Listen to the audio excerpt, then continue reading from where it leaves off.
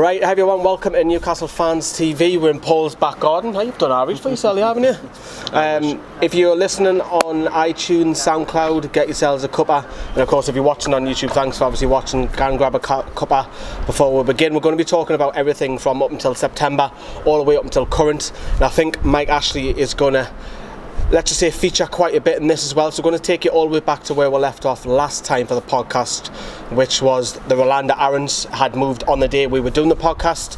Kyle, I'll get your thoughts on that as well. What do you make of it? It's a strange one going to Slovan Liberec, isn't it? Well, was there anywhere else for him?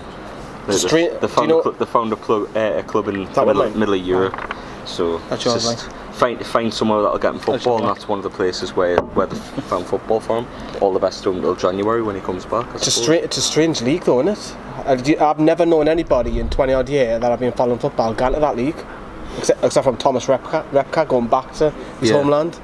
It's a strange one, but there's not many other clubs that would take him on, really. Yeah, but it was a link with Dubravka.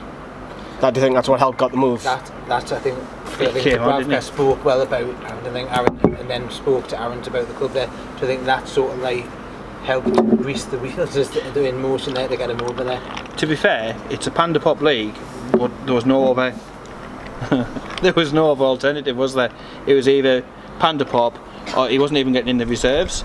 You think it's a step up from the under-23s? So it's got to be competitive football, isn't it? Football that counts. So it just counts. And he's playing the two Slavia and Sparta Prague clubs, isn't he? Yeah.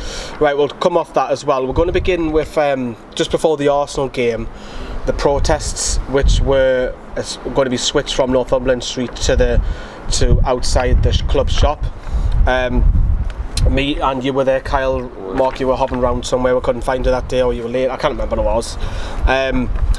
I'll come on to you in a minute because I know you're a very keen advocate of Ashley, but I think that was the right thing to do. We wanted it outside the shop and move it, and so more people would see it. More people will pick it up, and with the numbers seen, it proved to be the right decision from the Magpie Group to move it there. So it was great for the Greg's got so many numbers. He was very vocal and in the beliefs of what we wanted, and what we want Ashley out.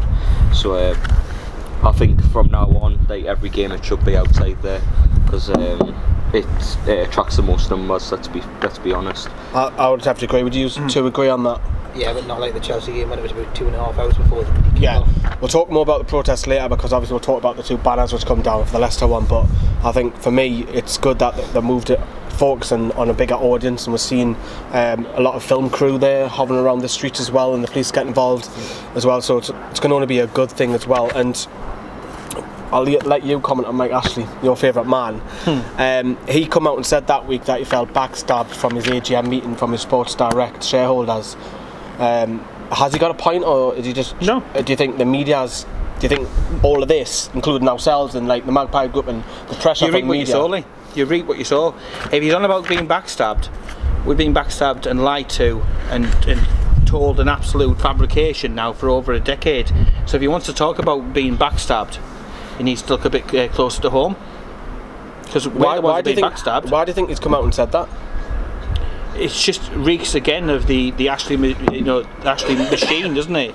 It's always PR, it's always spin, and he always does the same things. He just could copy, it's just copy and paste, isn't it? All the single time. Everything he does it for a reason, to get his twisted word, out there. But he might as well bang his head on a brick wall because people are seeing through his BS. Mark, do you think he's feeling the pressure, feeling the heat at this moment? Because it's quite outspoken. He's normally quite reserved. No sitting on the fence. I do actually think there's no sitting on the fence. I've still got the splinters off the last time, so no, I do think he's feeling the pressure, but I don't think it's necessarily just him. I actually think it's the shareholders as well, and I think that's probably why they took the action they did, because they need to protect their investments. He's an arrogant sod. He said he wasn't going to turn up for that AGM. He turns up, but he turns up late. He waltzes in. He makes a few changes, he gets rid of some of his mates, he brings a few more of his Cockney cronies in, he makes token gestures, he brings a woman on board because they were slagging him off about that. He doesn't address any of the fundamentals, the ambulance calls at his places, the problems with his working conditions and all of that. But then after that, and literally just shuffling about. A quick 10 minutes, people had travelled down there to ask questions and demanding answers. There was none of that, and it just reeks again of his blatant disregard for anyone and anything that isn't him or his wallet. That's all he absolutely gives an absolute shite about. And he literally he could boil my piss from wherever he is down south. Well, didn't he reschedule the forum not long after it? So like it gave a sign of like running away and like hiding from whatever. This isn't sitting on the fence, and I'm not gonna, and this isn't me defending Mike Ashley because I don't like the man, but it wasn't down to him in terms of the rescheduling. Yeah, we'll come more onto the forum very shortly as well. So all that was happened in the week coming up to the Arsenal. Yeah, the circus has arrived, and how many times we heard that. And getting on to the actual football itself, and since we haven't really talked about that, is the Arsenal one. Kyle, I'll come to you with the lineup. You know, afterwards, the fan camps, everything, a few people were a little bit upset with Rafa's selection, because I remember Shelby wasn't playing, he was on the bench. Obviously Lascelles was missing through injury. Rondon, Kennedy was benched, but he had a poor start of the season. But he did. Do you think that team selection surprised you going into the home game? Well, it did, because Lascelles, Shelby, you'd say they were best two players, and like in the big games you need to be like thinking, well, they're the first two on the team sheet. Well, for me, Lascelles will be the first, followed by Shelby, and so they're the two biggest names for Newcastle, and they should be playing in these big games. See, I agree with Kennedy dropping, because Kennedy at this point was shocking. Yeah, he was. Up until Man U just gone, he hasn't really like hit the ground, but he tore young to bits last game, so hopefully he can kick on from that, and at least he's finding his feet now. He's got a lot of personal things, hasn't he, going on, Kyle, at the moment? Yeah. So I think he's got to cut him a little bit there. But then we've signed someone who isn't fit, Rondon as well, so it's like we've got to go with Hoslu, and obviously Mutu has improved massively. Rondon was a panic.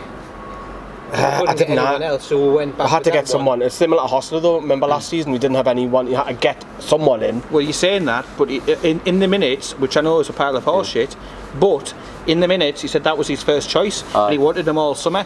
He had to wait the last 5 minutes.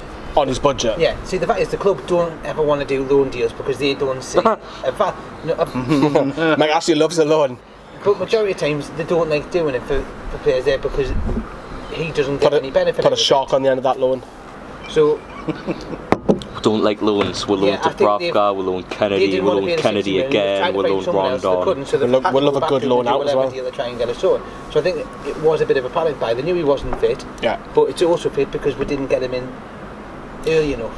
Talk us through the game itself, because it's another big team. We obviously had the circus of Arsenal Fan TV afterwards as well, AFTV, sorry now, and I remember Rubenstein was saying that the first half we were alright, and then the second half they'd done a change. Torreira came on. For me that completely changed the game. Scored a great free kick, didn't it, Xhaka, and then they scored the second, and it was just a killer blow, wasn't it? Well, the first half was good, but we couldn't hit the bottom door. And then second half, for whatever reason, we crumbled. Why? Do you think it was because of that switch, or do you think Rafa wanted to sit back and try and get a point? Torreira, a lot this season, when he's came on in games for Arsenal, he's changed the game a lot. Like, because I watch a lot of AFTV, so I know like DT and people like that say like he changes games when he comes onto the field, and he should be starting games to avoid that because he puts fires out before they start, kind of thing. That's what they say. And like he gets the best out of Xhaka and makes Xhaka play better. And he was brilliant. It's and he shut down a lot of Newcastle's attack when he came on. I think it was the changes made by Emery, and I also think it was the lack of what we had available going forward. Yeah, because you look at the bench. I mean, Shelby didn't even get on that game, did he? Nah, and obviously Lascelles didn't. Well, he was injured, wasn't he? Well, injured / not agreeing with the manager, whichever way you want to put it. Just piss poor squad, isn't it? No depth. This is what we said at the end of the transfer window. The problem doesn't come when everybody's fit. The problem comes as soon as you get 1 or 2 injuries and you're forced to make changes. People like Hayden, I wouldn't have him in the under-18 side, never mind anywhere near the first team. He's not good attitude. enough. He's not good enough, and his attitude stinks. I think he's not good enough. The only good thing to come from the Arsenal game though was Fernandes.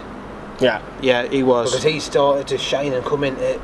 Well, we'll talk about the Palace game next, and he was phenomenal there as well. I think the whole back line. I know Hayward scored a goal, but I think for me, I want to see his attack more, and we'll probably talk more about that later for the Man U game. But Hayward scored, but for me, it's not enough. We need to get more bodies forward. So the circus afterwards as well, we've seen it. The entourage that Robbie has is just you just need to walk around the ground and see about 50 bodies, and that's where they are. and they're, you know they're like celebrities, aren't they? It's like they're like their own entity. Like they're huge. Absolutely massive, so it's great to get them on as well. Coming off that, and right, our trip to London, which was Paul and Rob. I'll get you to speak on this a bit as well. Yeah.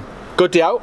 Good night out, wasn't it? It was, yeah, good day, good night, even good second day. The traffic was horrendous. It was. We made great progress down, but then as soon as we got to the smog of London, that was it.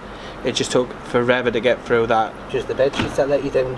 Oh. Yeah, well, it took we got London pretty early. Yeah. We were there at 1 o'clock, but just getting through the traffic, and the traffic. parking. The car park. We're looking around. We're seeing even Serena Taylor front of the Newcastle coach, but. Normally, a point away at Palace is a good point on a normal circumstances. We don't normally do well there. Again, the back line were phenomenal for me. Fernandez and Lascelles came back. Lascelles was massive for me coming back. But going forward, you know, we had them chances. Perez, the two headers from Lascelles first half, and then we just died off again, similar to Arsenal. It's again going back to that Perez chance, especially one-on-one. He has so many critics, and I've been critical of him last season, but I did eat humble pie when he turned it around that second half of the season, because he was scoring the goals, he was doing something, but just lack of composure, wasn't it? Lack of composure. What was he doing? What was he doing? He couldn't get his feet sorted.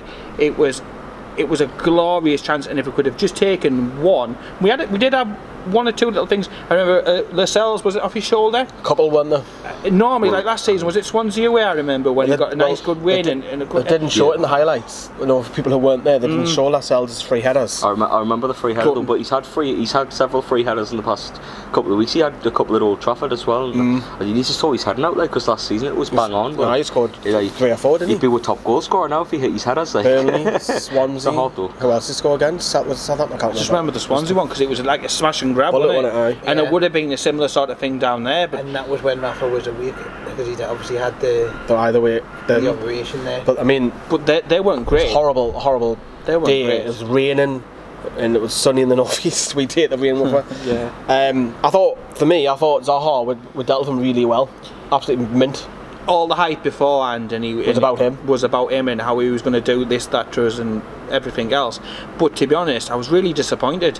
His attitude, he was bitching constantly to the ref, falling down the histrionics. They're playing up to the crowd, and he was getting pelters from obviously the away support.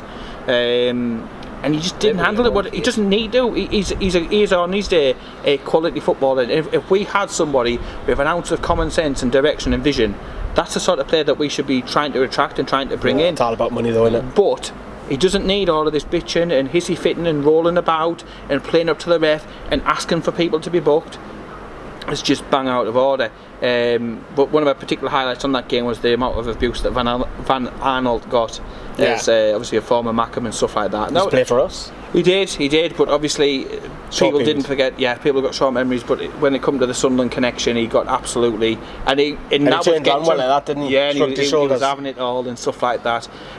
But defensively, we were pretty awesome. We kept them to a few sniffs. And that was it. There was only really one player in their team causing problems, and that was a right back. I don't know his name. I said in the preview, didn't I? That's Wan-Bissaka. I said he's a quality fullback. You'll go on and play for England. He's got some future. That lad, like brilliant player. Where 9 times out of 10 Palace would have finished that.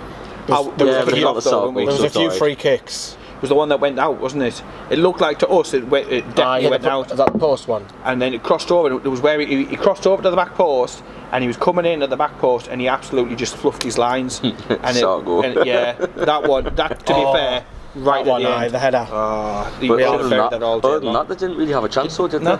Because people were saying Newcastle saying we didn't really cause any chances, but bar that Sarko header. They didn't. That was just I wasn't impressed with them. It's cancellation of each other. So it wasn't a great match to watch. It was a terrible match, last match of the day, but like we were drenched as well. Just to rewind back to the Arsenal game, Lascelles did play the first half. Aye, did I? It was went the Chelsea off game when he and Shelby were missing. I know. Because that's when I thought it changed, when Lascelles went off. Yes, that's why I was thinking. Sorry, people. Right. So we got a point. Normally that's a good thing. We stayed in Ballroom Wood, got through the London traffic, started editing all the videos and all that. But you know, the talking point afterwards was that Mike Ashley was at the game, which news got round pretty quick, and I have to applaud the Magpie group. They must have been carrying that banner around quite a few away games, ready for that moment, and Never it was leave there. home without it. Exactly. Then he was across the other end of the stadium, directly across. And what was your thoughts, Kyle, seeing Mike Ashley just all of a sudden at a Newcastle game with his, not just him, Bishop, Barnes, rest of the village Charlie. people.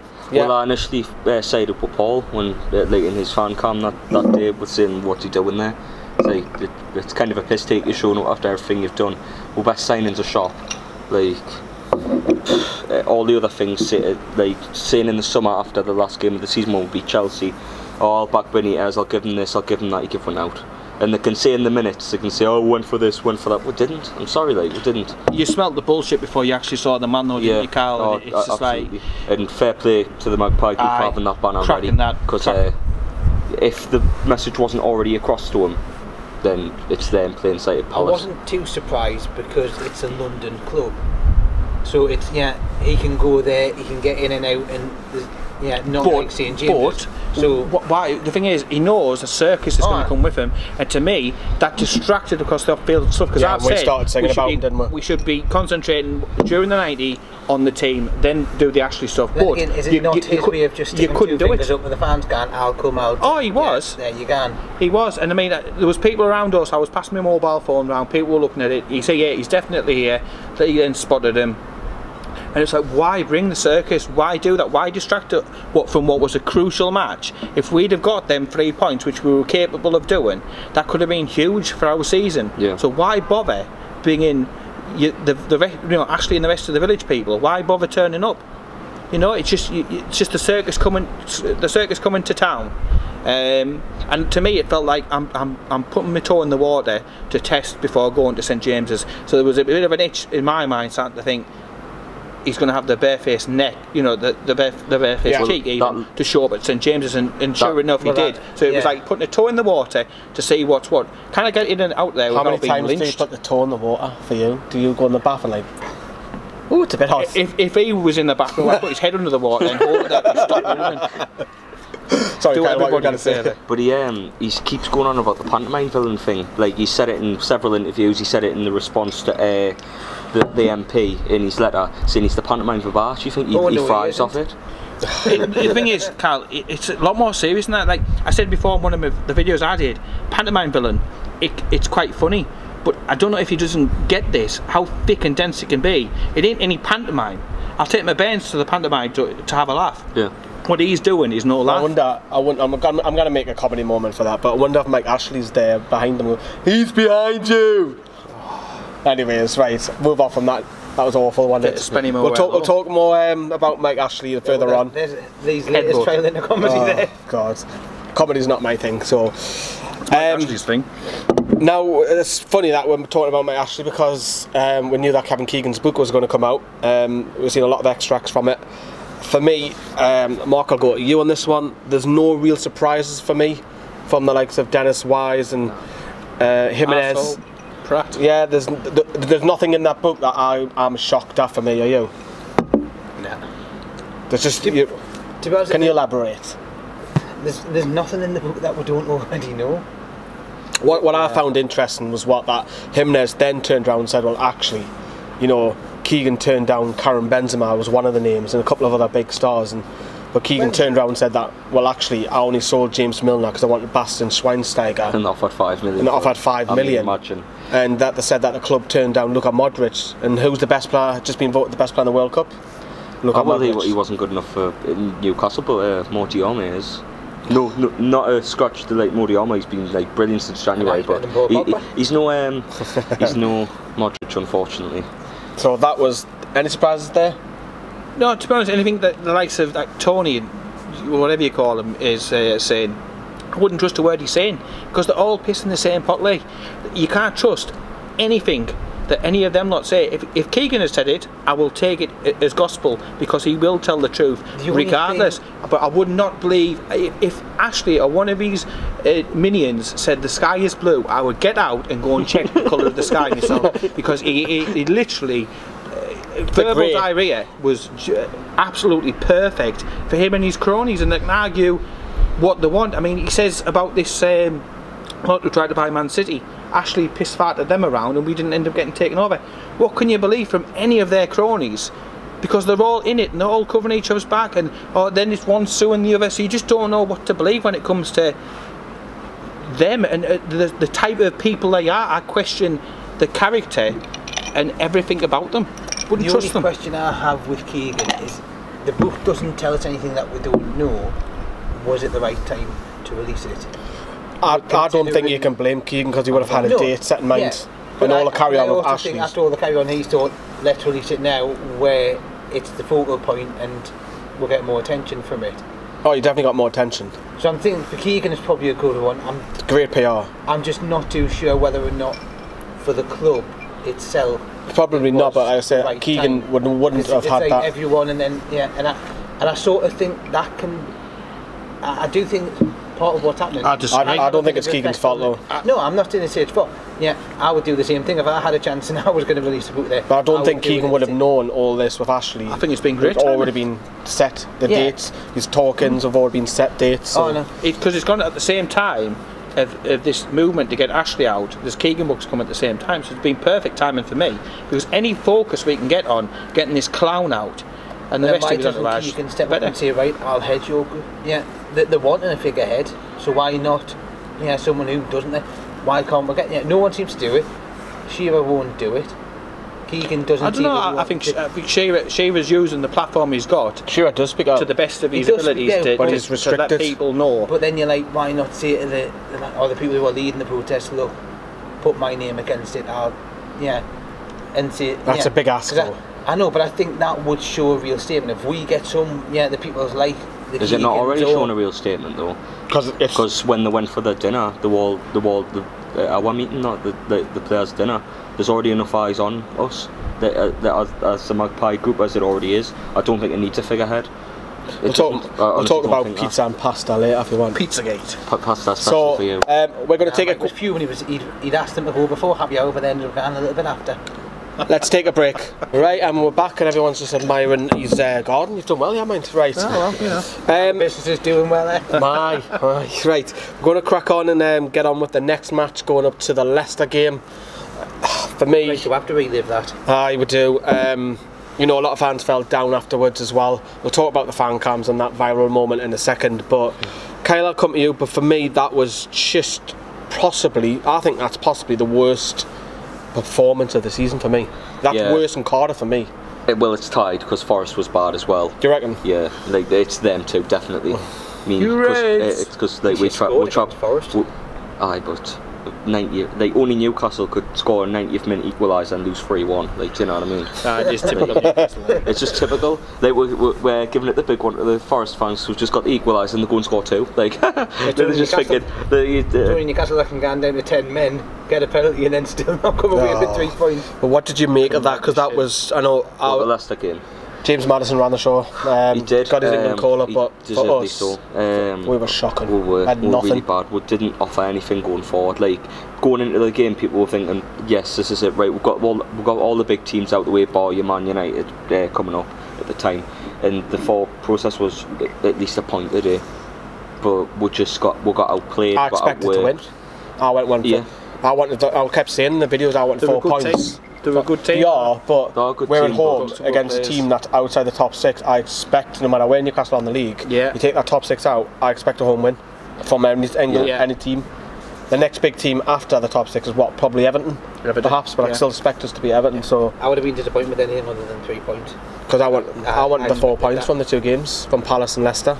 There was nothing, absolutely nought going forward, and it was too easy for me for Leicester. Far too easy. What do you go along that? Especially when it went to 2-0, because it looked like the players gave up, and I haven't seen that for a long time, since the Pardew days. And I think with that, Rafa got criticised for his subs because he brought in the likes of Atsu. They're all for like. And for me, I've said this numerous times, is that, how are Rafa? Let's go 2 up top. Let's go direct. Yeah. Well, the one positive about that was he brought in Mutu, and he keeps same work rate with Joselu and that, but Mutu did more in about 50 seconds than Joselu did in 70 or 80 minutes. I think Joselu did about as much as what Mike Ashley did, to be honest. In several months, several years. You can say it's like a decade. That was Joslu's worst game. The thing is with Hostel and I showed you on the Facebook Messenger, I'm sure I did, where his average position was in one of the games, and you seen him. He was basically in the centre midfield role, and the wingers on each side were higher up than him, and that is a problem. But it's not because he has to cover. Yes, that is the problem. We don't get to him. Yeah, even when we're going attack, we're a little bit too. So when he has the ball, to try and rush forward. that's the thing. When he holds the ball in centre midfield, he cannot get back up. Him and Perez. So the ball is laid off, and then the ball's played over the top, and there's nothing there. I think Mutu's probably better. Exactly. Even if Mutu does have to come back, he has got a bit of pace to go. I said I've seen more from him in the time that he was on the pitch than probably most of the other attacking players on the pitch, and I was sitting there thinking we need to play him. Yeah, what do you think, Paul? You were doing updates on the page, weren't you? Absolutely, it was just soul destroying. It drew the life force out of you, and again you've got the circus that's going on. Ashley was there. Yeah, and you can't help but think, you know, I'm not making excuses for the players, because let's face it, they should have been able to do a heck of a lot better, but again the circus continues. He's there, he's with the smirk, and he seemed to be quite enjoying it, despite the fact everybody else was suffering. Pointing again, you was talking about the focus before. The focus started to switch to Ashley, and more as we're 2-0 down. As we got worse, it got worse towards him. Like the whole ground stand up if you hate Ashley. And he loved it. And it's not often from my perspective, I'm not having to go with people who sit in the Milburn, but that's the first time all season that they've actually stood up and joined in with the Gallagher coming round, and they were even standing up as well. And even the post seats. Yeah, exactly, and it's like blooming hell. There was like a bloke about 5 rows down from Ashley. He's he's probably giving it the big one, and Ashley's looking at him, and it's really funny. But he just smiled at with him. Just had security all around, you know, all around him. But full time he flipping rushed out, didn't he? I tell you what, he did a Usain Bolt at that full time, and I looked down and he was like, couldn't believe though how he got in that stadium and got out without being lynched. Probably through the back door. It's a miracle. He probably does look quite a bit through the back door as well, if truth be told.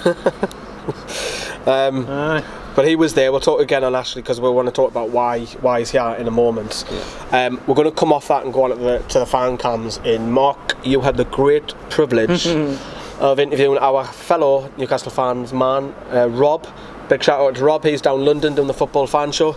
Would have been already on by the time it's gone out, but that was just, I think that just, because people saying that was staged and I wasn't even there, you know what I mean?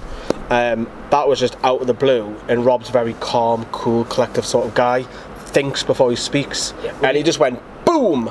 Well, look at Forrest, like he was cautious of the police being around wearing that, and then he just goes mental after that. Do you think that's what the club are doing to the fans and the Ashley and the carry on? It's focusing out of character stuff. Pressure cooker, isn't it? It was a pressure cooker. Well, I think moment. it was also that point, because he just came to me. I helping that. People got me in it, and I just don't expect it. I just expect to know. But he came in and said, I'm just furious. It was really out of character, because like I said, he is really, really quiet, reserved, well spoken. I think it's because of that, it probably didn't look as ranty as what even maybe like you do, because he's not that not natural person there, but he still was trying to get his anger across there. I could tell that he was angry, You went wild. I mean, some of it when I tried to interrupt him. when we have the regulars, you know what the regulars are like, don't you? You know, oh, this is calm. But that was just. And when you warned me, a 30-minute answer to one question. Big shout out to Johnny. You warned me, and when you warned me, so you want to watch more, Rob's back, and I just thought, oh, he swore once. That was it. That's all I thought. Then I went back home and started editing. I was like, bloody hell, he's absolutely went full on, and you know what it is. He's got a lot of stick and a lot of memes about it, but fair play to him. He's actually showed the passion that he loves it. You are going to have those people who take them, but there's been quite a lot of people who praise them as well. Yeah, exactly. And I've seen comments on the Facebook page like saying, "Oh, I love his passion. I want to sit like." Some people make a living out of trolling and taking the mick out of people, and if that's the way they want to do it, and that's how they get their jollies, fine. I wonder who you're referring to there. Anyways, Mr. Paul, you were not very happy either on Facebook when you'd done that video either about the aftermath of the defeat and the Ashley carry on, were you? No, cause I just, to me, it came back to the question, why? Why bring your circus? Why bring the freak show to town? We don't need it. We didn't want you to be there. You don't support the football club, whether that's as a fan, financially, or anything else. The only thing he could have been is picking another suitcase of money up to head back back down south. Because what other reason is there Picking the Mitrovic money up. Yeah, there is no other reason for you to be there. You're not wanted, so why do you show up? And it's pathetic. It really is pathetic. He's an attention-seeking whore. If you haven't seen Paul's videos, get on our Facebook page. I'd fully recommend it as well. Fully recommend it. Get yourself a cuppa and just keep them brief. Get your feet up, get your cuppa, and just think. Well, the brief gold for dust. 18 minutes, the gold. But yeah, gold. Paul puts videos out, so fair play to him. He's passionate as Rob. I've seen that video, so every time there's a match on, Paul's got to be 10 videos on the page, so keep an eye out for them. Now moving off that, away from the football, we interviewed Luke Edwards. That was me, Kyle and Mark. Yeah. Spoke very well, didn't he? Did, and it was a privilege to get him on because he's not just a local journalist, he he's spoke a his national. mind as well, which was refreshing because didn't hold it back about talk sport. There's like a couple of journalists that would like be a bit more reserved on the fence. On the fence. But I've just looked at Mark with people who are. I mean, everyone listening. knows by now who odd about when on the fence because the forum was. Well, don't worry, you'll have your moment. Let's see. But Edwards anyway, it was very refreshing and. He thinks he turned around and said that he believes Ashley will spend in January and he believes Rafa will stay. Do you agree with that? I think Rafa will stay out of. But to spend. That's what he said. That's what Luke said. You know what? I believe Nelson Fairies. Do you reckon he'll spend? I think he has to. Because if we're in the championship, no, I don't think he wants to, but I think he has to. He has to because he wants to. He knows that the only way that he gets money is in the Premiership, and he doesn't want to. That's not. Say if we get relegated, the club is worth less for him. Gets the parachute money. It's not as much. No, it's not as much though. I do not think he gives an absolute flying about the football project. We can be wherever we are, and he really just put it this way. Top and bottom of it, I bet it's 10 to a penny. It'll be a loan or some cheaply budged up deal. It will be nothing. There will be no major surgery on that team whatsoever. I think I can't buy it. Because every other time we've been down towards the bottom, he's done it. Shelby. Look at the time that we went down. He shelled bought a out French Townsend and Shelby because he was panicked. He did it when we bought. I think how many did we bring him? It was like Sissoko. What does Ashley care about? Money. And the only way that he's going to get money is staying in the Premier League. And Rafa Benitez, unfortunately, Luke Edwards has said this, is that Rafa Benitez is the perfect man for Mike Ashley. He's not spending any money and keeping in the Premier League. It's like a vicious, horrible circle. I think he'll keep us up regardless. I think he'll only spend money personally if we're in the bottom three at Christmas. I think he's got and we're on that 7 losing streak going into like last year, and we didn't really spend anything there. But have you found the line though, Carl? That's the trouble, isn't it? Because even if we can have the money, we haven't got the people in the places at St James's Park. It takes for them Charlie about 7 years to find this mysterious fucking line that we've been struggling to find since Pardew was again. So even if we do get a chance, we'll probably lose out on some deals because Penfield will be tossing it off in some office, or he probably can't find his way around St James's Park. He's absolutely inept. Someone needs to do a video of you. If anyone's out there, put all of Paul's clips into a video. It'll be absolutely brilliant. Good HITC, won't it? Hello, Mr. Ramsey, if you're watching. Right, back to the political stuff again. The Magpie meeting that me and Kyle and Kieran were at, and Kieran's a friend of the channel, and me little one. I made me little one come. She was very entertained, wasn't she? Yeah, she was on my Snapchat all the way through the meeting. She was on my phone. She was happy. But for me, the big thing out of that Magpie group meeting was the 2 MPs. Chianora, who we were meant to interview that night, darted off. And the other guys, I don't know his name from Gateshead, the Labour. Who? Ian Mains. Okay, well he's an avid Newcastle fan, and they're very much anti-Ashley, which I like. It's not often politicians take side to try and do a. Well, it's very rare to get involved in like fans forums. Because I think they know. They know it's not just the club, it's the whole area. They said even Chi was saying that it's the economy of Newcastle is suffering because what Mike Ashley's. Well, not what he's doing, it's what the lack of doing. Yeah. There's no money in there, it's very tight restrained. It's also their voters. Yes, I know they're doing it for their own reasons, I know that. But you know what it is, it's good that they're getting involved, and you know, if the local Tories had any idea, whether you're a Tory fan or not, they would be then. Are there any? They would be I know it's a Labour dominant area, don't get me wrong, but I think I don't want to get all political, but Tories don't do that. But Tories would then jump on the bandwagon as well, surely, because that's what they're both parties. Anyways, get off that subject. Anyways, that's why both suck. Right, but for me that was a breaking point for me because she wants to go back and push the investigation. And she's got to keep doing it, and we're fully behind her. Yeah, well, she's done something right, because Ashley says well, in the minutes it was we're now paying for Sports Direct or whatever, and a couple of days later you see boards being removed from the Gallagher corner. So it leaves very little. It leaves very little imagination. Like, do you know what I mean? Now it's charging like a couple of quid. It's now take them down. I mean, the Gallagher corner look a hell of a lot better now. Yeah, there's more contradiction though in some of the letters that were floating about. What Ashley said, what she said, just more contradictions. Ashley again just losing the point and just totally losing any sense of credence that he had, and it's just just going to go back to the topic of actual the Magpie Group's meeting. For me, the numbers were bigger. They were saying it's getting bigger. The protests are going to continue. There's a lot of stuff that are developing. You need more and more fans to get involved. Media was there as well.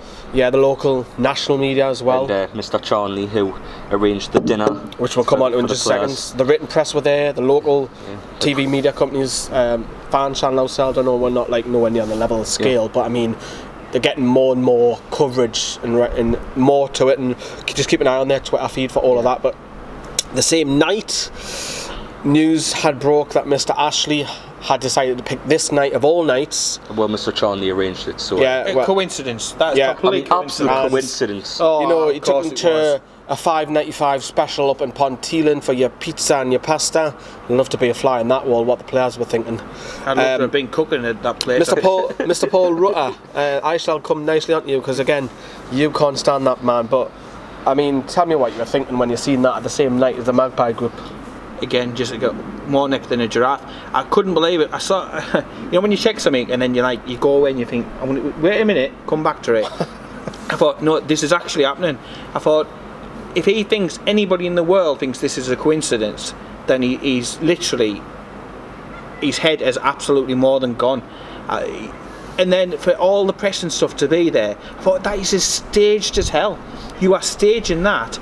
I thought, you little bitch. I thought, you're staging that to try and take away from what is happening elsewhere. Yeah. I thought the PR people, all the village people had got together, sorted that out and staged it. If it wasn't leaked out to the press, how the hell were they all there? And it was just a freak show and a circus. It was pathetic. His tweet the next day when people were saying it was all staged, and he went, not by Ashley. Bullshit. No, but what I'm saying is, you thinking, what about the restaurant owner? He's sitting there thinking, ooh, he's not going to have trouble at his restaurant. To me, no, that is look at me. They're complaining and bickering on there. I'm being positive. We'll never know who's done it or whatever there. It probably was Ashley there, because he 100%.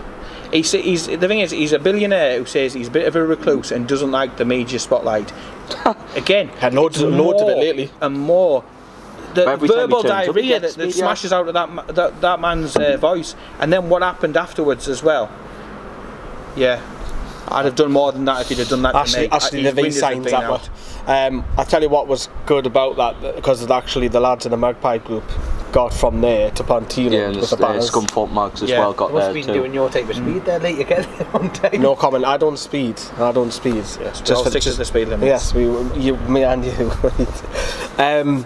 So that was interesting about that, and of course, you know, we've seen the V signs of the carry on all overnight. Twitter went in a fucking meltdown, didn't it? More on Ashley again in a second. It seems to be we should just name this the Mike Ashley's podcast, shouldn't we? The Mike Ashley run featuring Paul. Yeah, and on to a topic which Mr. Mark Betham got a lot of criticism over social media.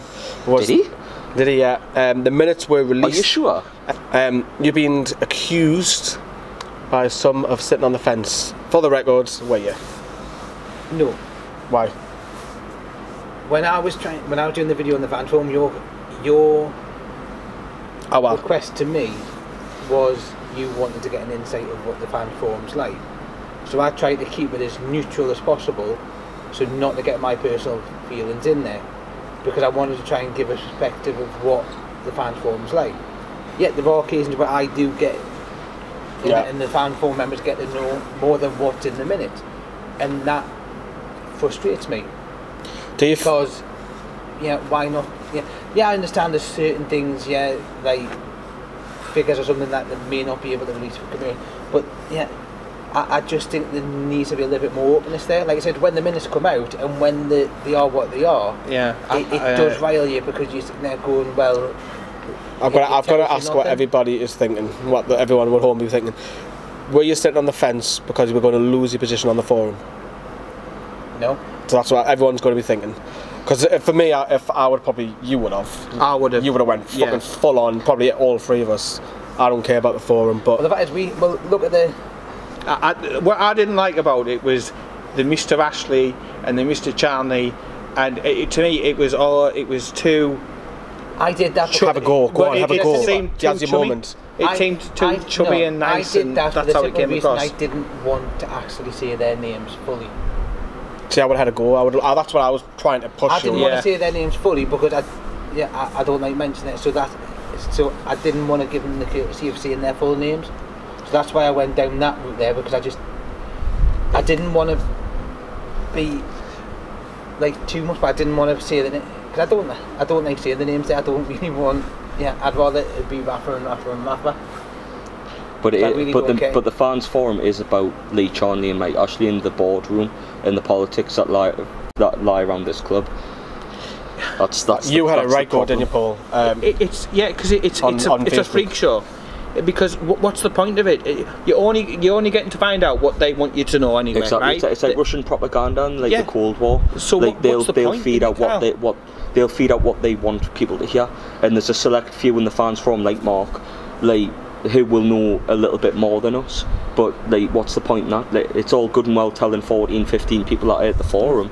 But what about the 52,000 that attend games every week? Yeah. Do they not have a right to know as well? The full minutes should be released every time it's done. Shouldn't be allowed to skip out questions and to say, we will put this one out and we won't put this. And to me as well, when a question's asked and it's answered, how come it doesn't say then about, are you being questioned and drilled, and I want specifics? I don't want generic, crappy PR answers, because that's what they come over as. They come over as just spiel from Keith Bishop's agency. It comes with the communication again.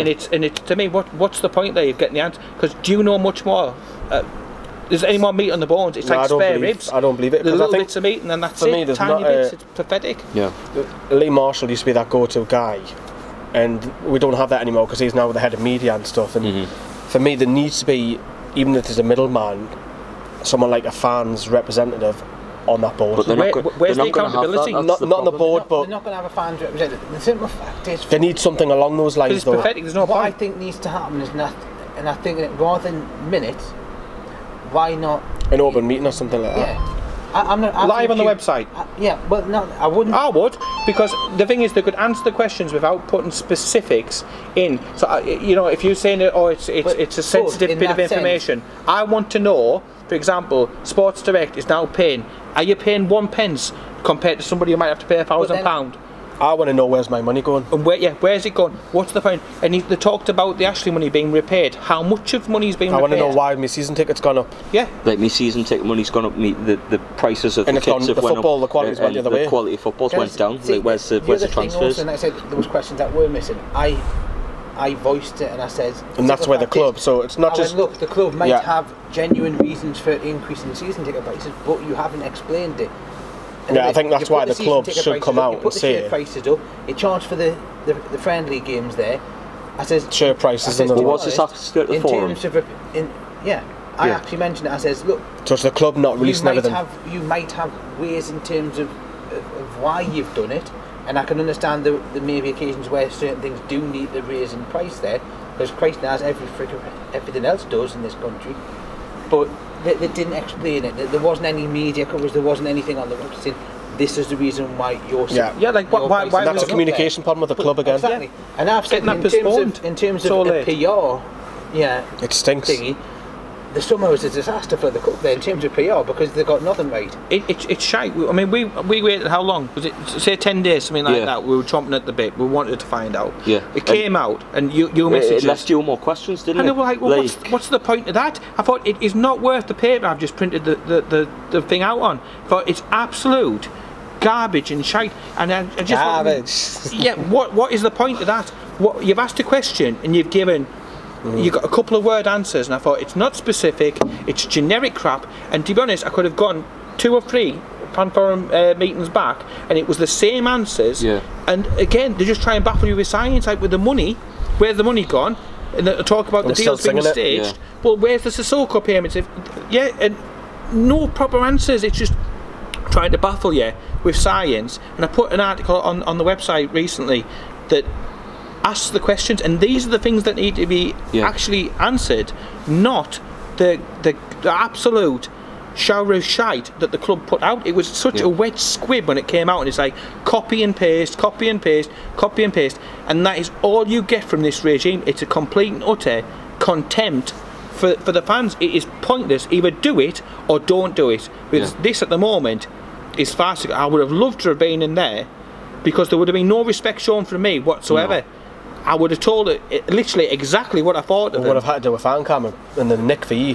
Probably. Point it for the hole. If I had a camera in there, I'd have shoved it where the sun don't shine. It was the fact, like, when Johnny was talking about the why the club didn't want to do the deal for Rondon and stuff like that, and it was Rafa number one target, and that's when I thought, well, hang on, you said you were going to back Rafa with every penny, so that's why I came and I said, well, right, is there going to be an occasion down the line if Rafa says, look, this is the player I want, we need to move heaven and earth to get him, or we're going to do it. If the club's got the money, because I can understand we're not going to do it. But the one about the transfer record, Mark, though.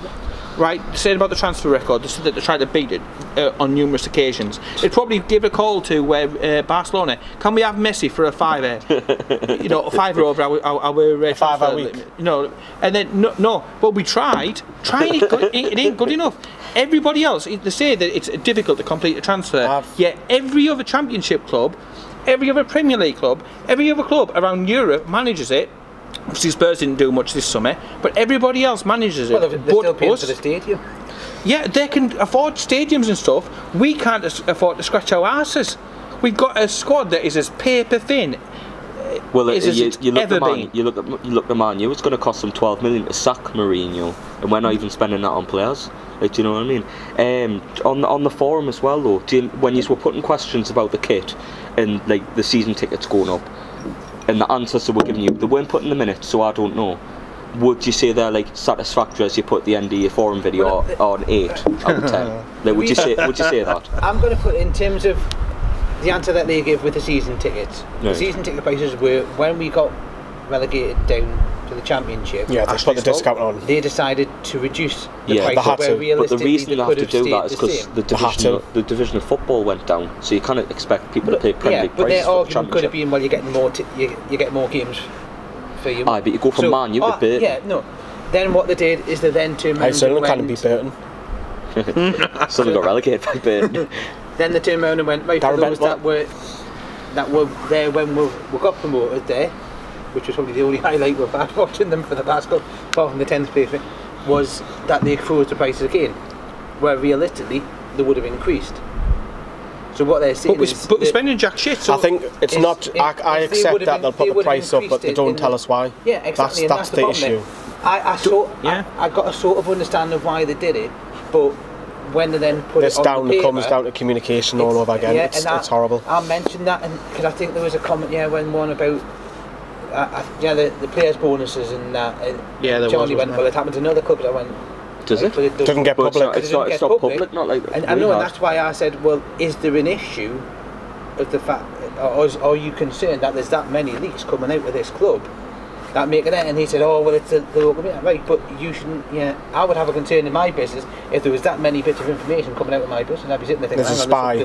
There's something wrong. Yeah. But he's inept. Charlie's inept. That's what I keep saying. So what's the point? So if we go after, what's the point? January comes, we need a £20 million striker. We've needed a £20 million striker for years. I don't trust Charlie and say convince that player to join. Yes, Rafa Benitez, the stadium, he could go to a brothel and he couldn't score. He literally couldn't. He's not the man for the job. He's useless. The only thing I would give him praise on is the Dubravka deal. I'm surprised he can breathe. But after the loan, it was like, I'm not saying about Charlie either, but someone with common sense. But for a club, that deal, to get to say, oh, we'll do the loan deal and it'll be 4 million at the end. Because to be honest, if we hadn't put that in there, it would have been a hell of a lot more than 4 million after the half a season he had on loan. But even that took us for all the thing is, it took 3 weeks. I would agree on some of that. Charlie's not all bad. Find the line. Watch So your neighbours. Your neighbours are going to kick off. They'll be looking for the line. You can get one or two little. Because he sells well. That's not a lie, but it's not coming back in. So you look at Sissoko, you look at Wijnaldum, you look at Mitrovic. We sell well. They might actually. It's just not coming back in. That sort of thing. Right. What we'll do then, because we've got any stickers with the 70% off for what players have. We're going to take a break because everyone's a bit heated in a minute. First of all, Mick Love's absolutely fantastic that we got him on the channel. Great listen. Absolute legend of the game. Yeah. We are running out of time because of the memory card, that's why I was speeding it up, but absolutely fantastic. Have a look at that. There's a podcast on iTunes and SoundCloud, and there's videos up there as well. Want to touch upon the under 23s. Absolutely fantastic. You know, Elias Sorensen absolutely doing the business at the moment. 8 goals this season, 3 wins from 3. That video is also on the channel as well, so keep an eye out for that. But we're going to touch upon the last subject, is the Man United game at Old Trafford. Kyle, you ripped my earring off again, as per usual when we go to Manchester, jumping on us and that. But that moment when we went 2-0 was, oh man, it was just ecstatic. Well, that says me fan cam. It was one of the best experiences as a Newcastle fan, because it was like the stars were aligned for me, because my best mate was going, who was a Man U fan. Obviously Jackie had him on the channel. Yeah. We both travelled down to the match, and then obviously the first time at Old Trafford and things like that, seeing everything. What, tourist central? It was like, wasn't it? Yeah, but it's still. And then flags, man. Sports Direct flags. Yeah. And then the scarf, sorry. Kyle with his picture with his Eastern European Man U friend. And I had the most random. Kyle was getting hounded. The most random occurrence of my entire life. Just a random man saying, "Oh, can I have a picture with you?" I was like, but we went. But going back in the game. And now you took a picture of him on my phone. I don't want a picture of him on my phone. No offence to the bloke, but I don't know. But that was beforehand.